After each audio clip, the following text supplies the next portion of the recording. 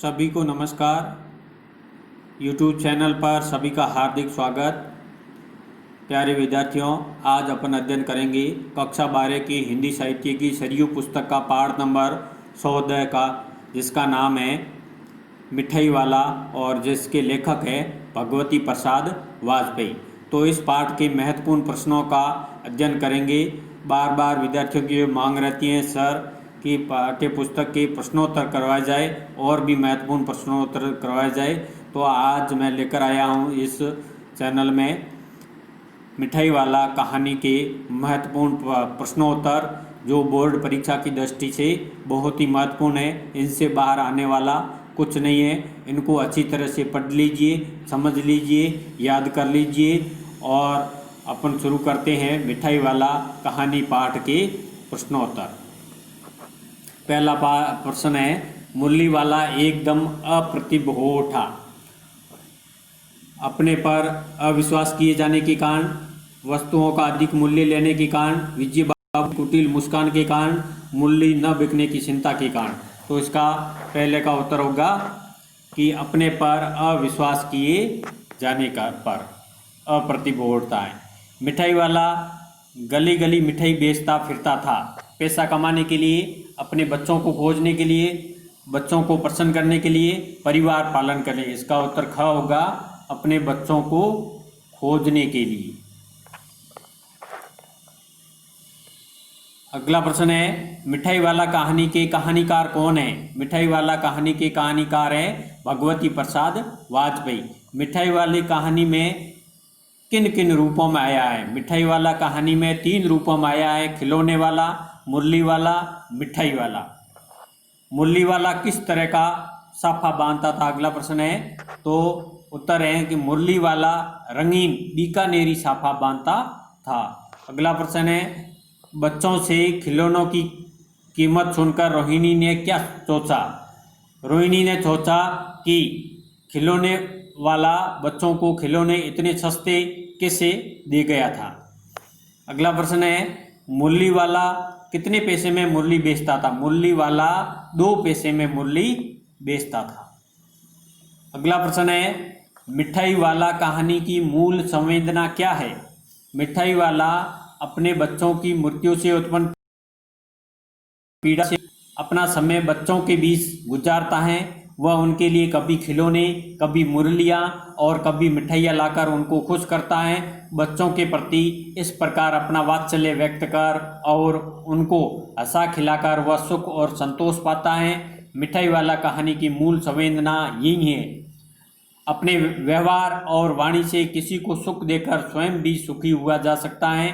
प्रेम और खुशी बांटकर मनुष्य अपने अभाव भुला सकता है और सुखी हो सकता है। यही मिठाई वाला कहानी की मूल संवेदना है।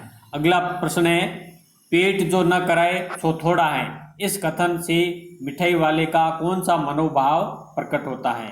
रोहिणी अपने मकान से मुरली वाले की बातें सुनकर सोच रही थी कि वह भला आदमी जान पड़ता है, बच्चों से प्यार से बात करता है तथा सस्ती चीज़ें उनको देता है। समय की बात है कि वह मारा मारा फिरता है। पेट भरने के लिए आदमी को न जाने क्या क्या करना पड़ता है। इस कथन में रोहिणी का मिठाई वाले के प्रति दया, सहानुभूति का मनोभाव प्रकट होता है।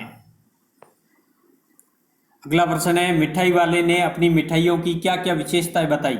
मिठाई वाले ने बताया कि उसकी मिठाइयाँ नई तरह की हैं। वे रंग बिरंगी, कुछ खट्टी, कुछ मीठी, जायकेदार हैं। वे मुंह में जल्दी घुलती नहीं हैं। वे खांसी दूर करने की दवा का भी काम करती हैं। वे चपटी, गोल और पहलेदार गोलियां हैं। बच्चे इनको अत्यंत रुचिपूर्वक चूसते हैं। अगला प्रश्न है, मिठाई वाला अपना सामान सस्ते में क्यों बेचता था? उत्तर है, मिठाई वाले का व्यापार करने का उद्देश्य धन कमाना नहीं था। पैसों की उसके पास कमी नहीं थी। पैसे तो बहुत थे। वह बच्चों को देखने, उनके बीच रहकर समय बिताने और इस तरह उनमें अपने मृत बच्चों के रूप को देखकर सुख और संतोष पाना चाहता था। उसको पैसों की सुख और संतोष पाने की इच्छा नहीं थी।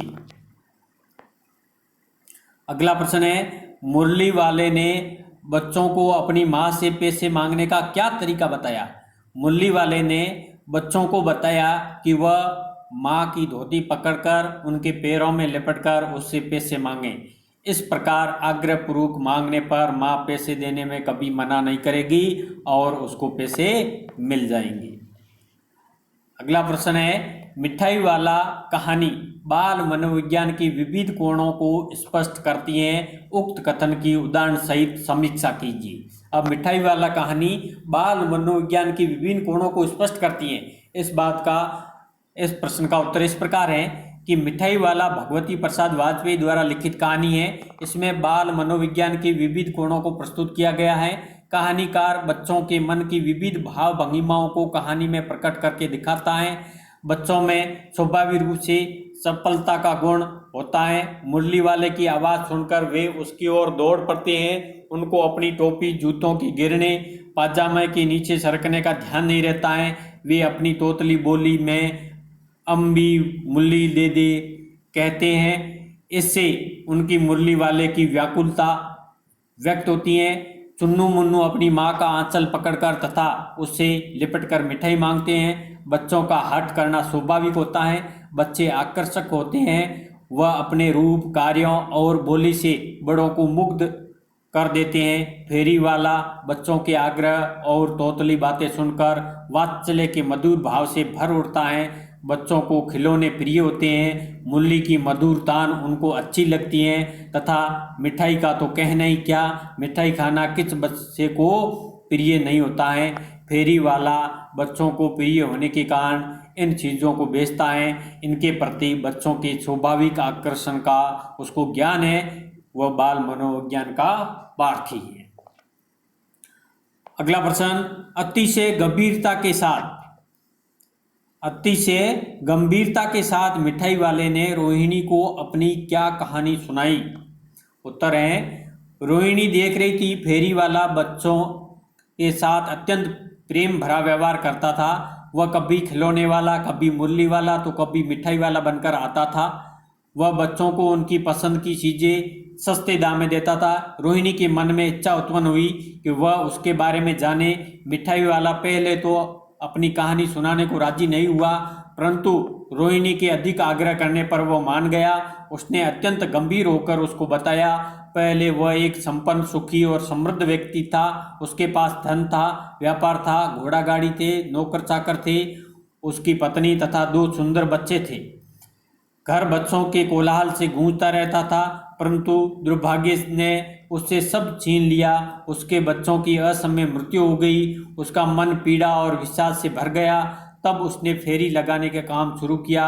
वह खिलौने, मुरली, मिठाई आदि बच्चों की प्रिय चीज़ें लेकर बच्चों के पास जाता है तथा उनको सस्ती चीज़ें देकर उनका मन बहलाता है। वह उन हंसते खेलते कूदते बच्चों में अपने बच्चों को पाल लेता है। इससे उनको अत्यंत संतोष तथा सुख मिलता है तथा बच्चों के विषों की पीड़ा से मुक्ति मिलती है। उसको धन की आवश्यकता नहीं है, धन तो उसके पास बहुत है। उससे सुख संतोष चाहिए तथा यह बच्चों के बीच रहने से ही प्राप्त हो जाता है। अब है अन्य महत्वपूर्ण प्रश्नोत्तर। मिठाई वाला कहानी में फेरी वाले का कौन सा रूप नहीं है।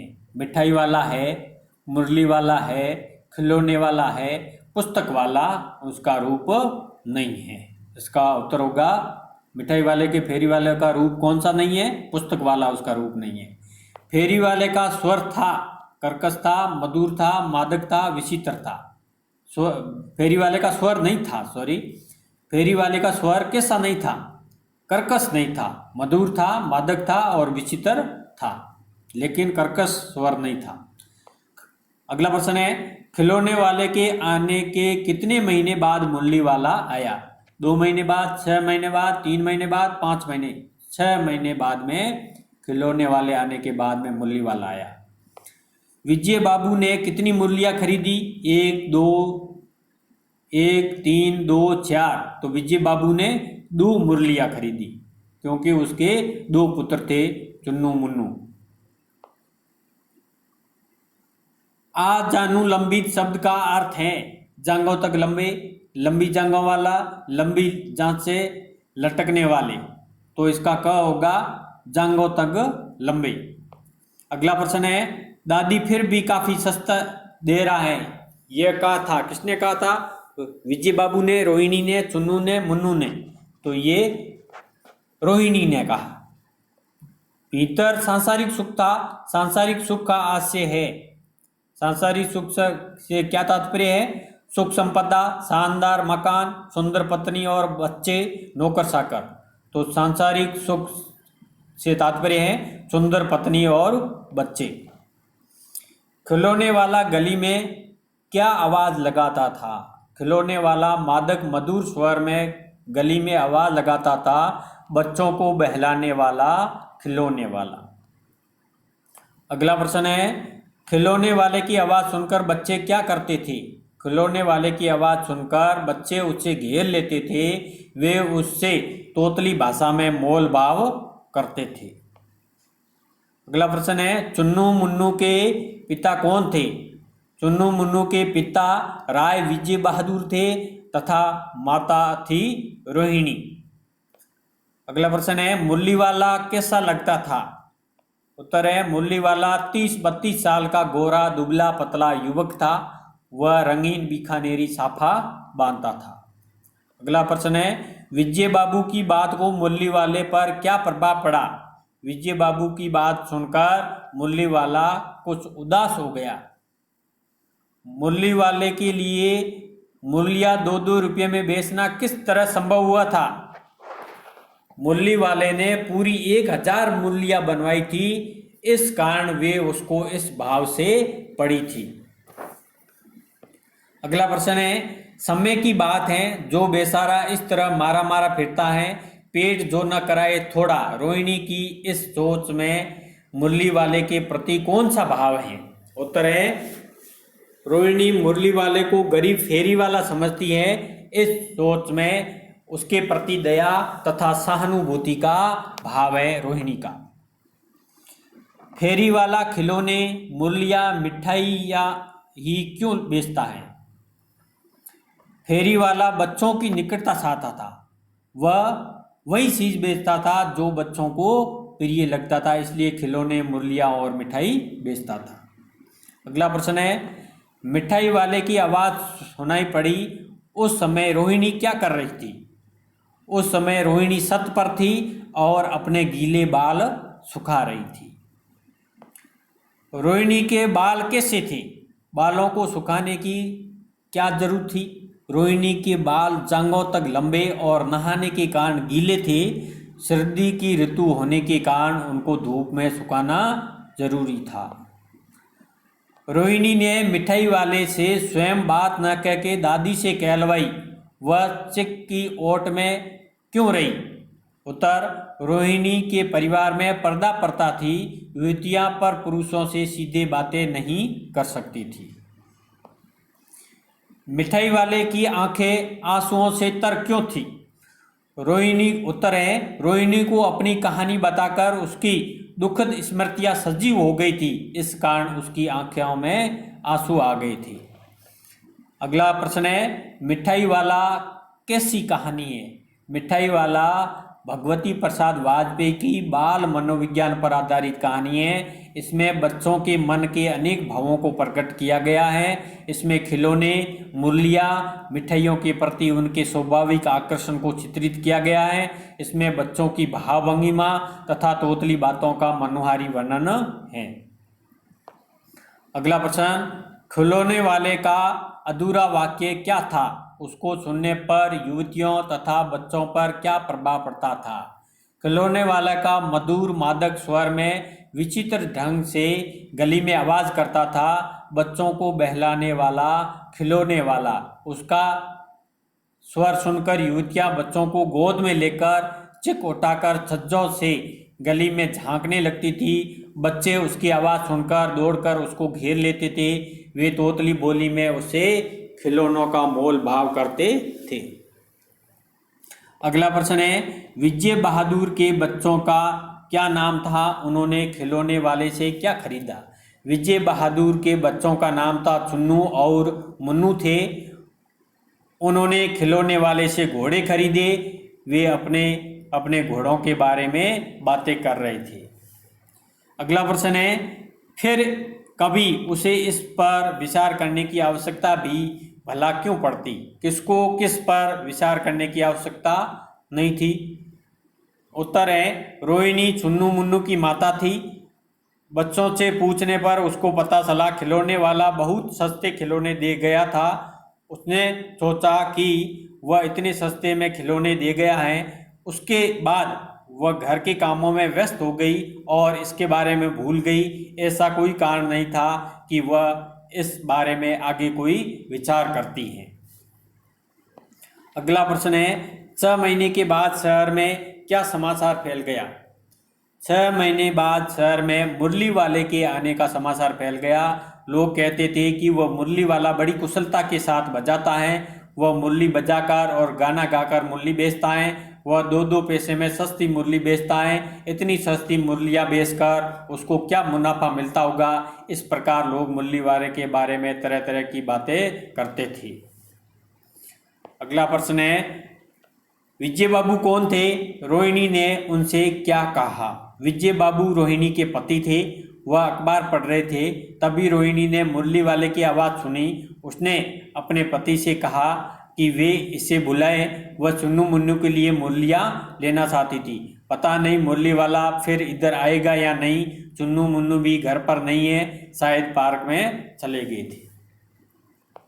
नेक्स्ट प्रश्न, मुरली वाले की आवाज़ सुनकर बच्चों की जो दशा हुई उसको अपने शब्दों में लिखिए। क्या बड़ों पर भी उसकी आवाज़ का ऐसा भी प्रभाव होता है?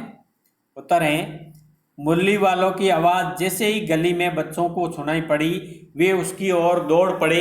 हड़बड़ी में किसी बच्चे की टोपी गली में गिर पड़ी तो किसी के जूते पार्क में छूट गए, किसी का पाजामा ढीला होकर नीचे लटक आया। मुरली वाले के पास पहुंचकर बच्चे एक साथ उसे कहने लगे, अब भी ले दे, अब भी ले दे मुरली। उसकी आवाज़ को प्रभाव बड़ों पर भी होता था, परंतु उसमें बच्चों जैसी व्यंग्यता नहीं होती थी।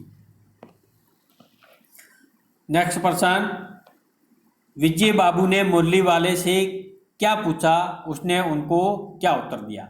विजय बाबू ने मुरली वाले से पूछा, क्यों भाई, किस तरह देते हो मुरली? मुरली वाले को बच्चों ने घेर रखा था। उनसे मुक्ति पाकर उसने विजय बाबू से कहा, देता तो 3-3 पैसे के हिसाब से हूँ, परंतु आपको 2 पैसे में ही दे दूंगा। नेक्स्ट प्रश्न, बच्चों को अपने आसपास पाकर मुरली वाले की क्या दशा हुई तथा क्यों? बच्चों को अपने आसपास देखकर मुरली वाला प्रसन्न हो गया। उसने स्नेहपूर्वक बच्चों से कहा कि वह सबको मुरली देगा। बच्चों का अपने प्रति प्रेम देखकर वह गदगद हो रहा था, अर्थात प्रसन्न हो रहा था। उनकी तोतली बातें सुनकर और मुरली लेने की व्यंग्यता देखकर उसके मन में वत्सलता का भाव उमड़ रहा था। अगला प्रश्न, मुरली वाला एकदम अप्रतिभ हो गया, क्यों? उत्तर है, विजय बाबू ने उससे कहा, तुम लोगों की झूठ बोलने की आदत होती है। मुरली 2-2 पैसे में ही बेचते होंगे, पर मेरे ऊपर एहसान का बोझ लाद रहे हो। विजय बाबू की इस प्रकार की कठोरता भरी बातें सुनकर मुरली वाला निस्तेज और उदास हो गया था। वह बच्चों की खुशी पाने के लिए सस्ती चीजें बेचता था, कमाना उसका उद्देश्य नहीं था। अगला प्रश्न, मुरली वाले तथा विजय बाबू की बातों से व्यापारी तथा ग्राहक के किस चरित्र का परिचय मिलता है? उत्तर है, मुरली वाले तथा विजय बाबू की बातों से व्यापारी और ग्राहक की चरित्रगत विशेषताओं का पता चलता है। व्यापारी मुनाफा कमाने के लिए प्राय महंगा सामान बेचता है। ग्राहक समझता है कि व्यापारी उसे लूट रहा है। भले ही कोई ईमानदार व्यापारी हानि उठाकर भी सस्ती चीजें बेच रहा हो, इस कारण दोनों के बीच मोल भाव की आदत पनपती है। अगला प्रश्न, यदि अवसर मिलता तो आप मुरली वाले से किस तरह बातें करते? क्या विजय बाबू का ढंग अपनाते या अन्य कोई तरीका? उत्तर है, यदि मुझे मुरली वाले के जीवन में घटी दुखद घटना का पता होती तो मैं उसे अत्यंत स्नेह और सहानुभूति के साथ बातें करता। मैं कठोरता से बातें नहीं करता। वैसे भी किसी व्यापारी या दुकानदार पर मैं अकारण अविश्वास नहीं करता। मैं एक दाम की दुकान से सामान खरीदना पसंद करता हूँ। यदि विजय बाबू को पता होता कि उसको उद्देश्य मुनाफा कमाना ना होकर बच्चों को खुश करना है तो वह भी इस तरह की बातें नहीं करते, ऐसा व्यवहार उनके साथ नहीं करते। अगला प्रश्न है, बच्चों को मुरली देते समय मुरली वाले ने जो बातें की उनसे उनके चरित्र की किन विशेषताओं का पता चलता है। बच्चों की मुरली देते समय मुरली वाले ने उनसे निम्नलिखित चरित्र की विशेषताओं का पता चलता है। वह बच्चों से वात्सल्य का भाव रखता है, उनको प्रसन्न खेलता कूदता देखना चाहता है। वह फेरी लगाने का काम व्यापार में लाभ कमाने के उद्देश्य से नहीं करता है। गली के बच्चों में उसके अपने बच्चों की छवि या रूप दिखाई देता है। वह मधुर भाषी है तथा सबके साथ सद्व्यवहार करता है। वह बच्चों की पसंद का ही सामान बेचता है। मुरली, अगला प्रश्न है, मुरली वाले की बातें सुनकर रोहिणी की उसके प्रति क्या धारणा बनी। उसकी बातें सुनकर क्या आप भी ऐसा ही सोचते हैं।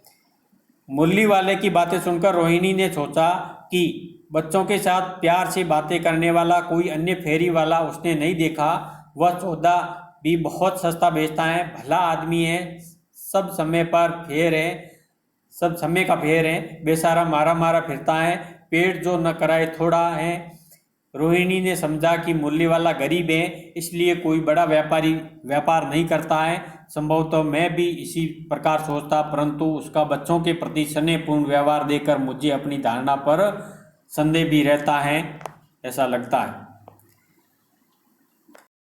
उसने मिठाई वाले की आवाज कानों में पड़ी। उस समय रोहिणी क्या कर रही थी।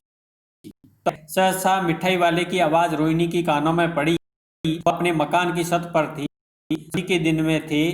वह वहां खड़ी होकर नहाने के बाद अपने गीले बाल सुखा रही थी। उसके बाल लंबे थे, जांघों तक लटके हुए थे। अगला प्रश्न है, रोहिणी ने स्वयं बातें न करके दादी से मिठाई वाले से बातें करने को कहा, इसका क्या कारण है। रोहिणी का ऐसा करना आपकी दृष्टि से क्या उचित है। उत्तर है, रोहिणी ने दादी को बुलाकर कहा उसको मिठाई लेनी है। वह जरा कमरे में चलकर मिठाई वाले से बात करे और भाव ठहराए। वह वहां नहीं जा सकती हैं। कोई व्यक्ति अचानक उधर आ सकता है। वह थोड़ा हटकर चिक की ओट में रहेगी। इसका कारण यह है कि रोहिणी के परिवार में पर्दा करने की प्रथा थी। वह पर पुरुषों के सामने घर से बाहर नहीं निकलती थी। रोहिणी का ऐसा करना मेरी दृष्टि से उचित नहीं है, परंतु यह उसकी मजबूरी रही होगी। अगला प्रश्न है, मिठाई वाले द्वारा बताई गई मिठाइयों की 3 विशेषताएं लिखें। मिठाई वाले द्वारा बताई गई मिठाई की 3 विशेषताएं निम्नलिखित हैं। उनकी मिठाइयाँ रंग बिरंगी, खट्टी मीठी तथा जायकेदार थी। वे चपटी गोल पहलदार गोलियां थी। मुंह में देर तक टिकती थी। वे खांसी भी दूर कर सकती थी। मिठाई वाले और दादी की वार्ता को अपने शब्दों में लिखिए। दादी ने रोहिणी के कहने पर मिठाई वाले को बुलाया। मिठाई वाले ने कहा, 1 पैसे की 16 देता हूँ। दादी, 16 तो कम है, 25 तो दो। मिठाई वाला, नहीं दादी, मैं नहीं दे सकता। दादी, अच्छा 4 पैसे की दे दो, 25 नहीं तो 20 ही दे दो। मैं बुढ़ी हो गई हूँ, मोल भाव करना मुझे आता नहीं है। इसके बाद तो रोहिणी चिक की ओर से बोल रही थी। दादी कभी कभी उसको दोहरा देती थी। ये इनके बीच में, मिठाई वाले और दादी के बीच में वार्तालाप होती है। अगला प्रश्न है, यदि आप मिठाई वाले के स्थान पर होते तो दादी से क्या कहते, कल्पना करके उत्तर लिखना है। यदि मैं मिठाई वाले के स्थान पर होता तो दादी से कहता, मैं मिठाइयों का व्यापार नहीं करता, मैं तो बच्चों को खुश करने के लिए मिठाइयाँ बेचता हूँ। बस मैं उनका इतना ही मूल्य चाहता हूँ कि लागत मुझे मिल जाए। आपका कहना है कि आप बुढ़ी हो गई हो, मोल भाव नहीं जानती। मैं भी आपकी इज्जत करता हूँ, आपको ठगूंगा नहीं। अगला प्रश्न है, मिठाई वाला हर्ष, संशय और विस्मय आदि भावों में डूबकर बोला। मिठाई वाले के मन में ये भाव किस कारण उठे। उत्तर, रोहिणी ने मिठाई वाले से पूछा कि क्या वह नगर में पहली बार आया है या पहले भी आ चुका है। जिज्ञासा देखकर मिठाई वाला आश्चर्य में पड़ गया। उसके मन में प्रसन्नता भी हुई, परंतु संशय भी उठा कि वह उसके बारे में इतनी बातें क्यों पूछ रही है। अगला प्रश्न है, रोहिणी मिठाई वाले से क्या जानना चाहती थी। रोहिणी मिठाई वाले से बच्चों के साथ किए जाने स्नेहपूर्ण व्यवहार से प्रभावित थी। वह जानना चाहती थी वह इतना सस्ता सामान बच्चों को कैसे दे देता है, क्या उसको इस व्यापार में कुछ मुनाफा भी होता है। मिठाई वाले के यह कहने पर कि वह मुनाफा के लिए ये काम नहीं करता है, मन के सुख के लिए करता है, रोहिणी के मन में उसके जीवन के संबंध में अधिक जानने की इच्छा हुई। अगला प्रश्न है, अब व्यर्थ उन बातों की चर्चा क्यों करूं, मिठाई वाले के ऐसा कहने का क्या कारण था। उत्तर है, रोहिणी को मिठाई वाले ने बताया कि वो मुनाफे के लिए नहीं, अपने मन के संतोष और सुख के लिए मिठाई, खिलौने इत्यादि बेचता है। रोहिणी ने विस्तार से जब जानना चाहा, इस पर मिठाई वाले ने कहा कि वह इन बेकार की बातों की चर्चा करना नहीं चाहता है। मिठाई वाला अपने जीवन की दुखद घटना को बताकर स्वयं दुखी होना तथा दूसरों को दुखी करना नहीं चाहता था। अगला प्रश्न है, मेरा वह सोने का संसार था, मिठाई वाले के इस कथन का आशय प्रकट कीजिए। उत्तर है, मिठाई वाला सुखी और संपन्न व्यक्ति था। मिठाई, व्यवसाय, ऐश्वर्य, नौकर चाकर, मकान, गाड़ी घोड़ा आदि सब उसके पास था। उसकी पत्नी सुंदर थी, वह उसको बहुत चाहता था। उसके सुंदर बच्चे थे, घर उनके कोलाहल से गूंजता रहता था। उसका सोने का संसार था, यह कहने का आशय है उसका गृहस्थी सुंदर और सुखदायक था। उसका जीवन आनंद से परिपूर्ण था, लेकिन अब नहीं है। दादी प्राण निकाले नहीं निकले, मिठाई वाले ने दादी से ऐसा क्यों कहा। मिठाई वाले को दुर्भाग्य की उसका सोने का संसार लुट गया, उसकी सुखद गृहस्थी नष्ट हो गई, उसके बच्चे काल के गाल में चल बचे। अपना सब कुछ नष्ट होते देखकर वह मर जाता, परंतु मरना उसके हाथ में न था। उसके प्राण निकालने पर भी नहीं निकले और वह सब कष्टों को झेलने के लिए जीवित बच गया। आखिर कहीं न कहीं जन्मे ही हो गए, मिठाई वाले के इस कथन में उसका क्या विश्वास प्रकट होता है।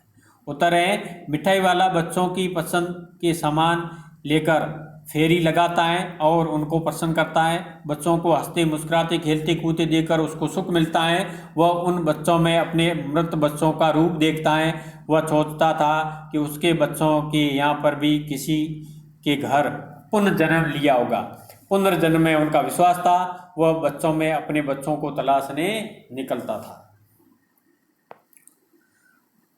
जो नहीं है इस तरह उसी को पास जाता हूँ। इस कथन के आधार पर मिठाई वाले के पास क्या नहीं था तथा वह किस तरह क्या पा लेता था। मिठाई वाले के बच्चे जीवित नहीं थे, उनके साथ ही उसका सुख और संतोष भी चला गया था। धन की कमी नहीं थी, धन तो उसके पास तथा उनको प्रसन्न करके उसको सुख और संतोष मिलता है। उसे सुख संतोष की तलाश है, बच्चों के बीच रहकर उसे अपना खोया हुआ सुख मिल सकता है। अगला प्रश्न है, कहानीकार ने फेरी वाले को खिलौने, मुरलियां तथा मिठाइयाँ बेचते हुए दिखाया है। आपकी दृष्टि में इसका क्या कारण हो सकता है। फेरी वाला कहानी में पहले खिलौने वाला, फिर मुरली वाला, अंत में मिठाई वाले के रूप में आता है। ये तीनों चीज़ें बच्चों को अत्यंत प्रिय होती हैं। फेरी वाला बच्चों को प्रसन्न करके तथा उसको हंसता खेलता देखकर स्वयं भी सुखी और संतुष्ट होता है। वह बच्चों में अपनी बच्चों की छवि देखता है, उसका रूप देखता है। उसका उद्देश्य मुनाफा कमाना नहीं, आत्म सुख की तलाश करना है। नेक्स्ट प्रश्न, यदि आपके जीवन में मिठाई वाले के समान कोई दुखद घटना घटती तो आप क्या करते, कल्पना पर उत्तर दीजिए। मिठाई वाले के जीवन में घटी घटना अत्यंत मार्मिक दुखद है। यदि मेरे जीवन में ऐसी घटना होती तो मैं ईश्वर से प्रार्थना करता वह मुझे उससे सहने की शक्ति दे। मैं एक भवन बनवाता, उसमें बालोपयोगी पुस्तकें, खेलों का सामान रखता, उसमें बच्चों का प्रवेश निःशुल्क होता, वहाँ आकर बच्चे खेलते, ज्ञानार्जन भी करते। इस प्रकार मैं और बच्चे दोनों ही प्रसन्न रहते। मिठाई वाले कहानी की रचना। उत्तर है, मिठाई वाले कहानी एक उद्देश्यपूर्ण रचना है। कहानीकार बताना चाहता है किसी दुखद घटना के होने पर घुट घुट कर मरने की अपेक्षा जीवन के लिए पथ की तलाश करनी चाहिए। मानव सेवा को आदर्श अपनाकर जीवन को सार्थक बनाना चाहिए, दूसरों को सुख प्रदान करके संतोष का अनुभव करना चाहिए, यही संदेश देना चाहते हैं इस कहानी में। नेक्स्ट क्वेश्चन, कहानीकार ने कहानी का शीर्षक मिठाई वाला ही क्यों रखा, खिलौने वाला, मुरली वाला क्यों नहीं। फेरी वाला 3 रूपों खिलौने वाला, मुरली वाला, मिठाई वाला आता है, वह ऐसा क्यों करता है, यह तब प्रकट होता है जब मिठाई वाला रोहिणी को अपने जीवन की कथा सुनाता है, कहानीकार को संदेश देना चाहता है, वो मिठाई वाले के द्वारा सुनाई है, बातों में नीत है, इसलिए इसका शीर्षक मिठाई वाला ही रखा गया है। अब प्रश्न है, निम्नात्मक प्रश्न है, मिठाई वाला कहानी की कथानक के आधार पर समीक्षा कीजिए। यहाँ मिठाई वाले में कथानक की अपेक्षा मनोवैज्ञानिक चरित्र चित्रण पर विशेष ध्यान दिया गया है, अपना मत प्रकट कीजिए। अथवा मिठाई वाला चरित्र प्रधान कहानी के आधार पर मिठाई वाले कहानी की विशेषताएं बताइए। उत्तर है, मिठाई वाला कहानी भगवती प्रसाद वाजपेयी की एक चरित्र प्रधान कहानी है। कहानीकार में इस कहानी में कथानक शास्त्र सम्मत प्रस्तुतिकरण नहीं किया गया है। कथानक का प्रारंभ, विकास, चरम बिंदु, अंत आदि पर कथाकार को ध्यान नहीं है। चरित्र प्रधान कहानियों में लेखकों का ध्यान पात्रों के चरित्र पर रहता है तथा असाधारण परिस्थिति में उसके मनोवैज्ञानिक विश्लेषण में वह तल्लीन दिखाई देता है। मिठाई वाला कहानी में कथा भाग बहुत कम है, इसमें कथानक नहीं, कहानी के मुख्य पात्र मिठाई वाली जीवन में घटी दुखी घटना को पृष्ठभूमि में उसके चरित्र का मनोवैज्ञानिक चित्रण पर ही कहानीकार का पूरा ध्यान है। मुख्य पात्र को खिलौने वाला, मुरली वाला, मिठाई वाले के रूप में रखकर उसके बच्चों की मृत्यु की असाधारण घटना के पश्चात उसके परिवर्तित चरित्र को कहानी में प्रस्तुत किया गया है। वह अपने नष्ट हुए सुख संतोष को इन 3 रूपों में बच्चों के सामने आकर प्राप्त करता है।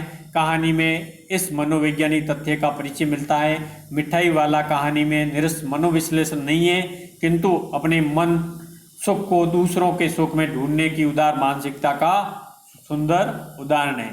तो विद्यार्थियों, ये हुए मिठाई कहानी के महत्वपूर्ण प्रश्नोत्तर, बोर्ड परीक्षा की दृष्टि से बहुत महत्वपूर्ण है। इनको अच्छी तरह से पढ़ लेना, याद कर लेना, समझ लेना, वीडियो अच्छी तरह से देख लेना।